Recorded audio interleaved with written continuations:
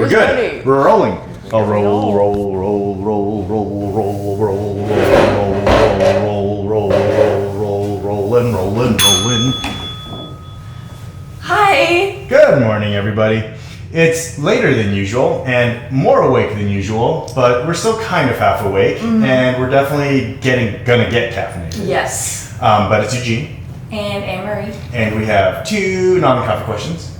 And 2 coffee questions. And the first coffee question is a latte recipe, which I have prepared for you, and I will show you. Oh. Ooh. And then Milk. How make good milk. how make good milk. My non-coffee question was, tell me about a bird. And then, which I'm very excited for. I can't even pretend. I'm very excited for that. Mine is Dieselgate. What was Dieselgate? KS Dieselgate. Yes, Dieselgate. So I'm gonna go first because I don't entirely have my coffee. I have like the coffee that we made for each other, kind of on accident per usual. We are sipping on a Mexico new roast, but my coffee for today is actually going to be my latte that I came up with a recipe for. And it's not a very sexy recipe, but you know, it's a recipe. And if anyone's gonna complain, come at me, bro. I'm just kidding. All right, let's go ahead and grab the camera, and you guys are coming with me. We're going on an adventure. Oh God, it's heavy. I'm flipping this around. Help me. Boop, boop. Thank you. Yeah. Flip away, flip around, flip away. Oh, and then we're gonna need to go ahead and do this, and now. I'm a professional. No.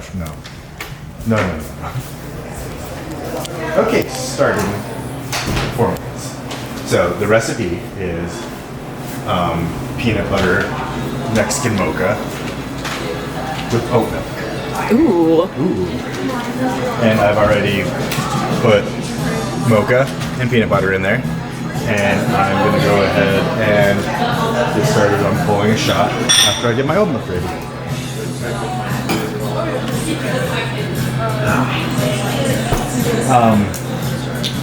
Any type of oat milk will do. For the peanut butter, you can use any peanut butter. I use a spoonful.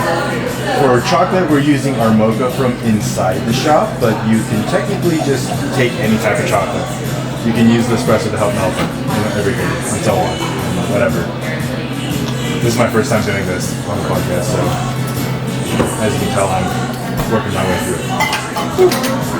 I'm gonna pull a shot. Thank you.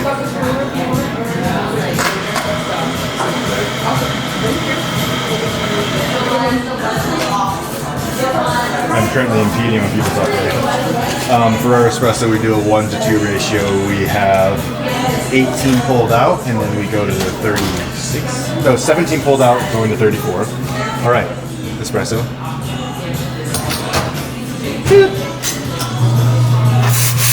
Come from this side. Look up there. Look up the basket. It's not focusing. It's focusing. You gotta back up. You're too close. You're so close. So close. We're filming today. Yeah. No. Are you camera ready today? Did you woke up early and All right, now you're gonna whisk it super hard because there's so much peanut butter and there's so much chocolate, and it's gonna be creamy and delicious, and you're just gonna keep whisking away. It's whiskey business. Can I do this in 4 minutes? I don't know. I think you can do it in 4 minutes. I would be surprised if it takes longer, truthfully. All right, here we go. Pouring. Wow, look at that rich mess I've made for myself here.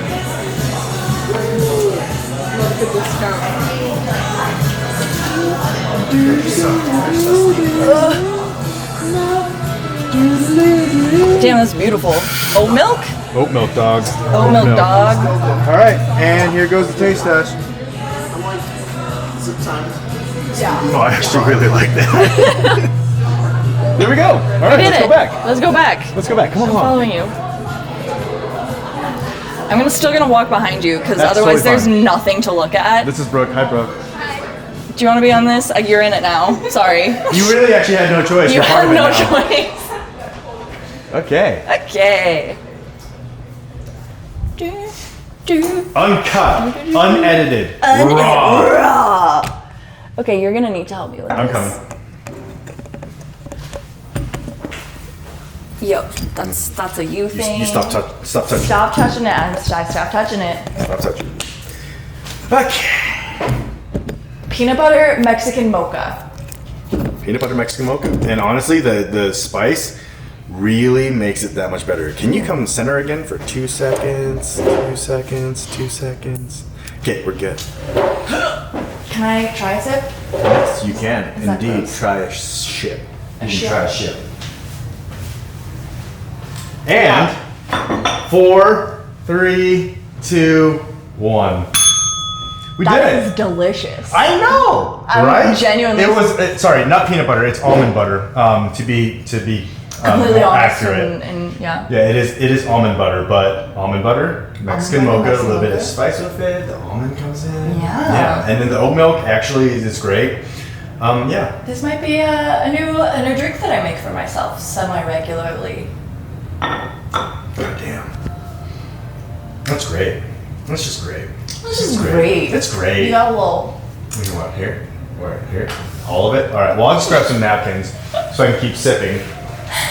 And then you Eat me. can talk about milk because we just frothed it. We just frothed it, and I Whoops. should have got all up in there with it to kind Really of- get yeah, more. really get more. Yeah, in we for could have it. had. Yeah. It's hard to explain it without showing it, but I'll try my hardest. Do you have a timer? Do you want me a timer? 3, 2, 1, go. Okay, milk. To get, first of all, what you want your milk to look like when you are steaming it at the end. The end goal is glossy, wet, glossy paint. Is kind of the what you want it to look like. So Glossy. kind of thicker, but the surface is completely smooth and it's shiny. It's not. Milk isn't shiny, but steamed milk. Shiny is Milk not is shiny. Milk is shiny, but If you shined a flashlight on it, it'd be shiny. I guess that's true. But It's a liquid, so steamed milk is anyway. it's kind of a glossy matte. Glossy, yes, glossy matte. Yep. No bubbles. And also, I will say you don't want there to be a clear separation between the foam and the milk in the pitcher. If there's a clear layer of foam on top and then the milk, something went wrong. Something went wrong. And you're not gonna be able to tell. You won't be able to see it until you pour it, and then you're like, oh Oh, god, no! no, I messed got up. the big old foam You cap. got the flump. I like to call it the flump. Okay, so to steam your milk to look like this, there are a few different. That was really good. I was hungry. I went to the gym before this. There are a few different steps to follow and a couple of tips and tricks. So what I like to do is, on most steam-ons, I've yet to come across a steam-on that doesn't have a seam along the very bottom. It's where you can detach the spray bit of the steam-on, but it's like, what, half an inch from the bottom of the seam? It's about like 3/4 of an inch. 3/4 of an inch. Like 0.66 inches, Yeah, precisely. Anyway, give or take. you look at that as a reference and you put your milk pitcher in so that the milk is covering like the first half of that chunk of the steam wand, but you can still see the seam of the steam wand. You want it to be like the milk is making a crescent moon, if you may. And you also want the pitcher to be somewhat in the middle of you want the steam on to be in the middle of your pitcher. I like to put the steam on in the spout bit to kind of like sturdy it up. Okay, and then the crazy thing happens. You turn the steam on. Full blast always. You never want to like lightly turn it on. Yeah, I if wouldn't you recommend that. don't be tepid about it. Don't be tepid about it. Be aggressive. Be aggressive. Yeah. And what you're gonna want to do is you'll notice that with the pitcher into the steam on that certain amount, when you turn the steam on, the milk makes the noise of, it kind of sounds like somebody's ripping pieces of paper. It's very quiet, pleasant, non-aggressive noise. And you want to be having the steam on in there at that angle for like 2, 3, 4 seconds, depending on your vibe. I mean, that's also maybe a little too much. Maybe a second. Maybe a second, sure. Like 1.5. It adds air in very quickly. It adds air in, yeah, and you'll figure it out, and you'll be able to tell later on if you added enough air or not, because steaming milk should never be loud. If you are ever somewhere where you can hear the milk being steamed and it's screaming, they're not doing it appropriately. They're not doing it right. It's an inappropriate milk. Touching of milk. Yeah, very inappropriate touching of milk. So once it's been aerated for a second or 4, 4 is long. 4 is long. Four, you get that cap. You get that weird cap. Oh, I didn't even. End. Anyway, you put the steam on in more, and you want there to be a little whirlpool. You don't want it to be like aggressive and spraying everywhere, and you also don't want it to be still. You like angle it a little bit until you find a whirlpool with the steam on in the middle, and then you heat it up until it's just a little bit too hot for your hand to touch on the side of the pitcher. Is a great example. So a good way to think about it is that it's microfoam. Yes. So first things is also when she's talking about the angle of the pitcher, if it's screaming without actually having heated up, that means that there's air going directly onto the side of the pitcher. So that's another indication that you have the spout too close to the sidewall, and then it's only going to be heating up the milk on the outside, not all of it evenly. And then if you hear the it's like a nice little, like that kind of noise. It's really like very quick bubbling almost noise. That's the noise you're looking for. It's a whisper. But if the milk is screaming at you, yeah, if it does that, then you're doing something wrong. You're abusing your milk. You're abusing your milk. Your milk should sound happy. It's excited. Yes, and it will kind of maybe like if you're doing a cappuccino, it does scream a little bit because it's so small. But a bigger pitcher of milk is should never scream. No, never screaming. And then another visual cue is that it's like if you have bubbles that are evenly placed around the spout and it's like super duper small, like it's like a needle prick, like you can see a needle prick of bubbles on the spout, that is the amount of microfoam that you want on your spout. Maybe a little bit bigger, but not much bigger. Yeah. If it's bigger, then you get the little foam cap. Yeah. What did you call it? Flump. The flump. I was going to say a word that I think is extremely inappropriate. Did you know that flumps are a type of candy in England? Nobody knows that, so it's just English people do. English people know that. Who else is watching this in England, though? Shh, they don't need to know. We have an international audience, guys. What? 1. No, 2, because my sister as well. I love it. But yeah, they're marshmallows. Marshmallows. Anywho. Marshy. Okay. So, my topic for the next one, non-coffee, of course, is a bird. It is a bird. And I decided to go with the largest bird in existence. And its name was Argentius magnificent. Oh my gosh, I need to check the name. I tried to just have it in memory, but I even typed it out several times to make sure. And I don't know where my phone is. That's scary. So what's the name? What is it? What is it? Argentivis magnificens. Oh, I said it right. Argentivis magnificens. So, it is a bird that had a wingspan of 12 feet. 12 feet. And then along with that, it weighed about 160 pounds. And it was, they relate it to kind of like an albatross or a vulture.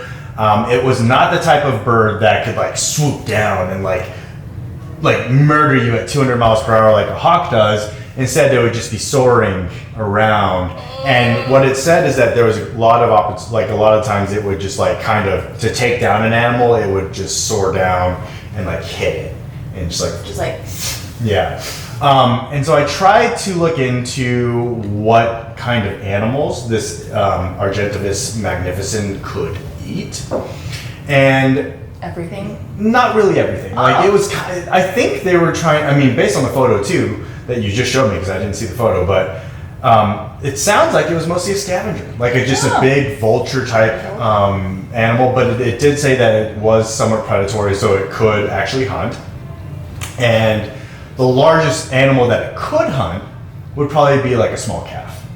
Oh, really? Yeah, which is kind of hard for me to believe because I've quite literally seen videos of a golden eagle taking down like a full-sized deer, but it uses the cliffside to like knock the deer down the cliffs, and like the deer gets battered and then it eats the like abused body. Yeah. But yeah, so the Argentavis magnificens was found in Chile, in the like not near the coast. So it was flying around in these mountain areas looking for dead things or looking for easy prey. And I thought I would describe to you what it'd be like if you were to run into this prehistoric bird, the Argentavis magnificens. You're gonna get it at some point. So this animal, or this bird, its wingspan is the size of a Sprinter van, a 144-inch wheelbase Sprinter van. So just imagine looking up into the sky and you see a Sprinter van just floating around up in the air. Amazon delivery truck. Delivery truck just like circling, and then it sees you, and then it's like, oh well, I'm gonna fuck that guy's day up. Damn. And then you just see this Sprinter van just swoosh down on you. And it's not moving like at an alarming pace, but it's moving at a pace where it's like you're not going to run away from it. Like you're probably not going to be able to sprint. And if it has, targeted you properly, it's going to knuckle bone you right in the forehead, and you're just going to be knocked out on the floor. And then this Sprinter van-sized bird of prey would start eating you. And it's kind of wild to think. It's a massive bird. It's huge. Big bird. Any other interesting facts about it? I mean, from the picture, I see why it was vulture. It has like a weird lumpy nose. Yeah. Weird lumpy nose. Let's see. No, maybe not as weird but as lumpy nose. Another thing about the Argentavis magnificens is that it was a big storer. So not like swallows where they flap really hard. Instead, they used the heat. I'm just gonna bring this up to the camera real quick. It used heat, rising heat. What are they called? Columns? Oh, it's because it's gonna. Okay, well, this is not helpful. There's no. There's no. It's not focusing. It's not gonna focus. No, I realize that. We'll show you guys. We have somebody helping with editing the videos now, so they'll throw a photo of there on there. Hey, we'll actually that's share that better. On there. But yeah, it was not a big flapper. Again, it soared, and it would travel huge distances, literally just by going from one heat vent to the next heat vent to the next heat vent, cool. Which is how eagles and other large birds of prey do it too. No actual large birds flap. I was gonna say they soar. I didn't know it was because of heat vents. Genuinely had no idea. They use heat vents, winds, like they use literally every type of like airflow out there to help move. Wow. Albatross, the same thing, heat vent. Cool. But yeah, that was it. The Argentavis magnificens. Argentavis magnificens. Look at that, you got it. I got it the first time, but I just wasn't. You doubted yourself. I was very doubtful. Yeah. Cool. Okay, do you want to learn about Dieselgate? Dieselgate. And going in 3, 2, 1. Okay, so Dieselgate in 2014. Okay. Turning the clocks back to 2014. The International Council of Clean Transportation, the ICCT. Okay. Is conducting the safety emissions tests on some German vehicles to make sure that they are in compliance with the laws and rules and everything. Mm-hmm. Specifically of the American standards, because American emissions test standards, at least back in 2014, were stricter than they were in Europe. Mm-hmm. So they still are, I think. Are they? I assume so. I don't know. I don't know. We'll look it up. We'll look it up. But so they were doing these tests for these German cars. There were 3 specific ones, and I'm gonna be honest, I didn't take note of them. One of them was a BMW, and then the other 2 were like a Volkswagen or something like that. I could be wrong. I think I'm slightly remembering what ended up happening, but keep going. Yeah. So they do these tests on these cars, and this one car in particular is supposed to be like, it has new technology where the combustion engine is different, so it only emits like very little. Nitrous oxide. Thank you. It literally is right there. Not nitrous oxides, and it predominantly emits hydrogen and oxygen, and that's it. And it's this amazing car that produces, 0.05% emissions or whatever. And when they test it and do the emissions tests in the factories and in the shops and everything, it's great. It works beautifully, and they're like, cool. But then they take this car out on a real life like field test. They drive it from LA to, where is it? Seattle. Thank you for reading my notes.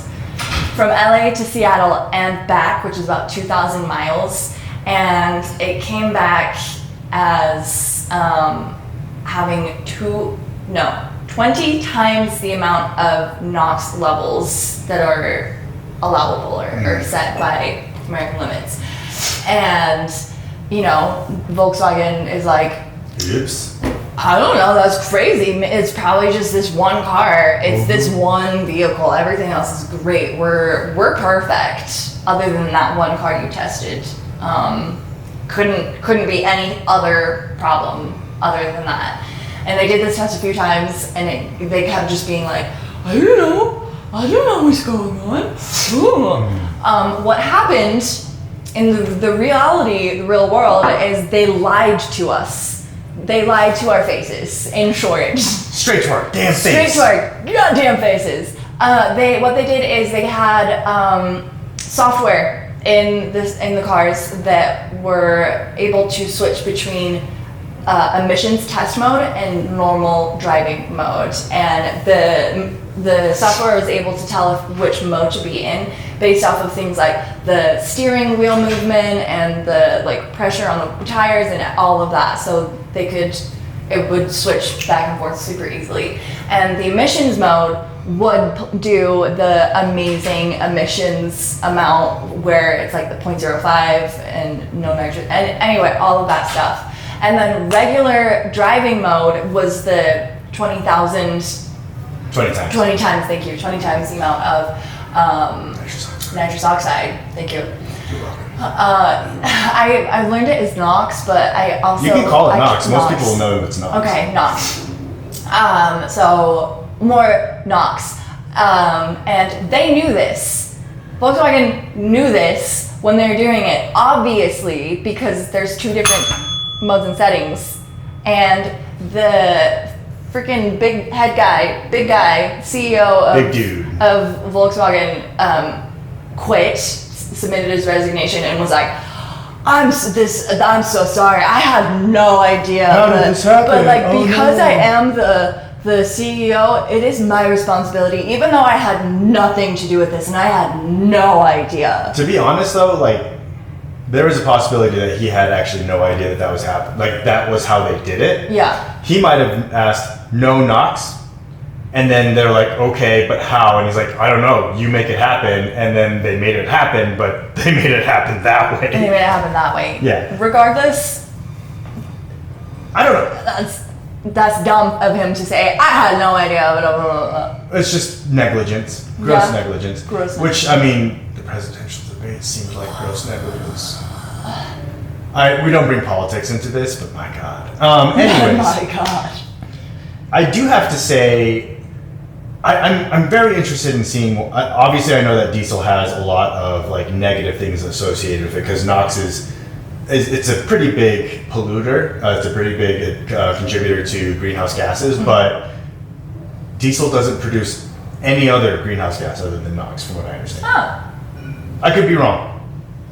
I hope somebody that is super passionate about gas and super passionate about diesel and then super passionate about EV. Like I want one of all of you to show up on the subscription comments and just be like, or not subscription, the YouTube comments or podcast, whatever, and just be like, you know, let's duke it out because I want to know. Like, I mean, I decided to go with a diesel vehicle because it's way more gas efficient, and then it doesn't produce as many greenhouse emissions, and it's going to last forever too. Like diesel engines last forever. It's true. My the car that my dad drives right now is a 2007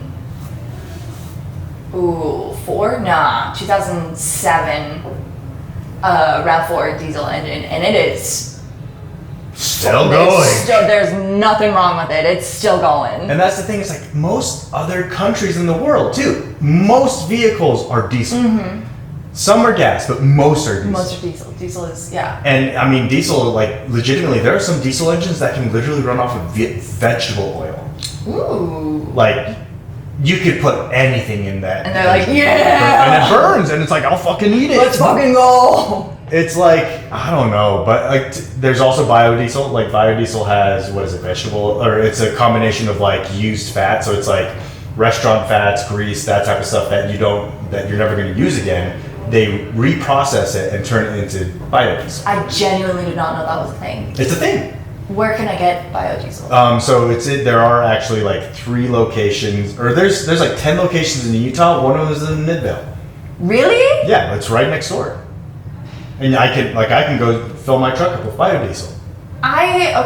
Next car I get, if it's a diesel, I'm gonna do that. I mean, yeah, and diesels can, like, I don't know, it's crazy. I don't know. I think I want to learn more about diesel and how it works and why it does stuff, but we're going too far. We're going too far. We're going too far to diesel. So, ladies and gentlemen, we have questions for next week. We do. My first question for Anne Marie, and I'm looking at this because I kind of half forgot what it was, is how long does coffee actually last? Like, can you drink it 6 years from now? Can you drink it 6 months from now? 6 months from now? Can you drink it 6,000 years from now? Kind of like, what is it? What was that honey they found from like Egypt? Ooh, like that. Egyptian honey. The what is it? I got nothing. It's corrupted, not corrupted. The corrupted, not corrupted? No, it's not corrupted, but it's a similar word. I don't know. The forbidden honey. The forbidden honey. That's the one. Forbidden coffee. Forbidden coffee. My coffee question for you is what are ristretto shots and also what are long shots? Ristretto and longs. And then my non-coffee question for you is where the fuck did Botox come from? Like, who found it? How did they find out that they could put it in your face? And yeah, like it just, it's kind of like the question of how did we find out we could eat rotten milk? And it was just cheese. It's just cheese or yogurt. fucking yogurt. Like somebody out there was testing shit. You're right. And injecting it into their face. Yeah, and they're like, ooh, I'm youthful again. And my migraines are gone. Does that really help? Botox. Do you get Botox? Yeah, some people get Botox. Do you? I do not get Botox. You see these? That's not Botox. There's the if I had Botox, there would be no creases. I think there would be. No, there. Because there's just like no expression. You'd be very boring for the podcast. I'd be very boring for the podcast, exactly. Yes. My question for you that is not coffee related is, are there any parts of the earth that are unexplored? Yeah. And if there is, where and why? Yeah. And tell me a secret about it, even though it's not explored, so we can't know about it. We have hypothesized secrets. Cool. All right, well, per usual, thank you guys for joining. Thank you. Little different today, but if you like the format, let us know in the comments below. And if there's anything you want to know, let us know. For the viewer or for the listeners that are listening on Spotify, we will give you guys the recipe for the What are you gonna name it? The latte? The latte. the Almexa Mocha. Almexa Mocha. We'll give you the recipe in the description. Okay. Cool. All right. Thank you guys for joining. Thank you. Bye bye. Bye. Al Mexico Mocha. Al Mexic. Almexa Mocha. Al Mexico.